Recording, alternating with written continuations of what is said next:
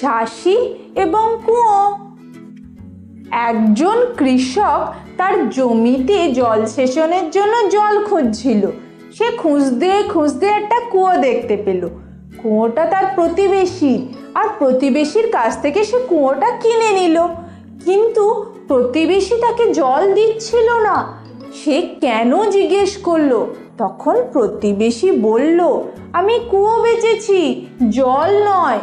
প্রতিবেশী তো পরেশান হয়ে গেল।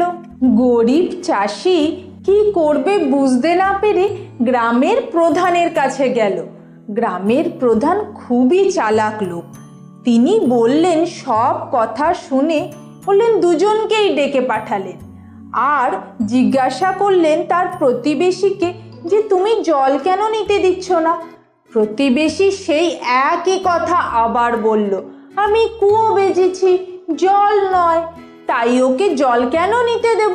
গ্রামের প্রধান বলল, হ্যাঁ সবই তো বুঝলাম, কিন্তু যখন তুমি ওকে কুয়ো বিক্রি করেছো, তাহলে তোমার জল ওর কুয়োতে কেন রেখেছো? নয় তুমি আজকেই জল সরিয়ে নাও, আর নয় ওর কুয়োতে তোমার জল রাখার জন্য ভাড়া দিতে থাকো, নইলে কিন্তু এই জল ওরই হয়ে যাবে। তখন সেই প্রতিবেশী বুঝলো যে তার চালাকি ধরা পড়ে গেছে। সে ক্ষমা চেয়ে চলে গেল। নীতি কথা, চালাকি করে কখনো কার্যসিদ্ধি হয় না, তার খেসারত দিতে হয়, নয় তখন নয় পরে।